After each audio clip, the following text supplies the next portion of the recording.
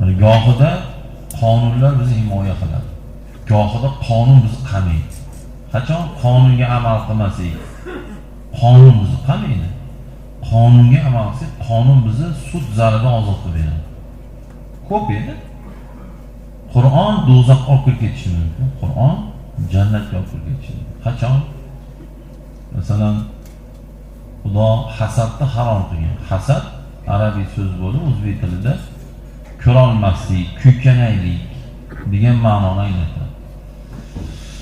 Musulmon bo'lib, hamma zo'r Ramazon oyida ro'zalar, nafl ro'zalar, Qur'on eshitganda likkillab o'tirishlar bo'lsa-yu, ichi gniyda balchiq hasadga odam bo'lsa, Xudo biladi-ku hammani qalbini baribir. Biz imom, domla, soqol, do'pi bor bo'lgan bilan qalbimiz qanaqa Alloh juda yaxshi biladi bizni. Sizni ham biladi. Ana endi hasadi bormi? Bo'ldi. U kim bo'lsa ham Xudo yomon ko'raveradi.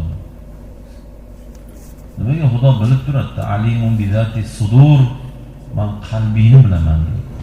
Bu odamlar bir-birimizga xudojo'y ko'rinish ishtama emas. Odamlar o'zini xudojo'y bir qanaqadir yaxshi odam qilib ko'rsatib, taqvodor, odobli, mana mayda hozir nima qilamiz? Asl basharani ba'zi birlarimiz ko'rsatsa sharmanda bo'ladi. Ovqatlanishda, qiliqda iloji yo'q, zo'r o'tiriladi ramkada. Samimiy bo'lsak, u nur ustiga nur. Haligi odamlar ichida nima hozir men sizlarni ishlaydi, agar o'shaqa yaxshi odam bo'lmasam, iloji yo'q, bir soat o'tiraman, o'zimni xudojo'y qilib ko'rsatishdir emasda. Lekin Alloh taolo qalbi biladi, hamma yo'lni biladi Alloh taolo. Shuning uchun dinda amallarni qilish bilan birga boshqa bir musulmonni yutug'iga kuymaslik kerak. Chunki hasadgo'yni Alloh yomon ko'radi. Imom bo'lsa ham yomon ko'radi, qoraka bo'lsa ham yomon ko'radi. Bu qoraka u imom degani bo'ldi, u kishi zo'r odam degani emas. Zo'r odam bo'lish uchun mana men 25 yildan beri imomman. Yaxshi bo'lish uchun mayodagi hasad, yolg'on, aldov, kibr, chaqimchilik, shunga o'xshagan narsalarni men qilmasligim kerak. Keyin bu o'sha aytilgan Qur'onga amal qildi, keyin yaxshi odam bo'ladi. Chunki Qur'onga amal qilsa, kirakash ham yaxshi odam bo'laveradi, qassob ham, suvachlik ham, to'g'ri ham. Faqat imom yo qoraka bo'lsang, keyin jannatga kirasan degan joy yo'q-da. Yaxshi odam bo'lish uchun birinchidan qoraka bo'lish shart emas. Yo hojaka bo'lish shart emas-da. Chunki sahobalar ham 124 ming atrofida sahoba bo'lgan, qorilar 100 taga yetib bormagan.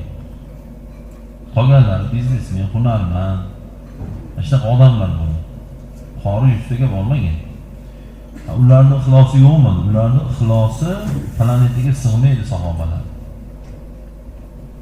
Radiyallohu anhum ular. Ulardan Alloh rozi bo'lgan ulardan.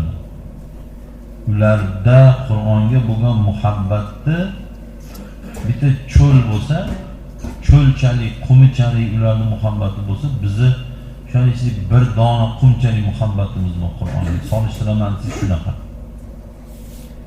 Lekin o'sha vaziyat, ish, oila, biznes, ro'zg'or deb sabab bo'lib qori bo'lishadi.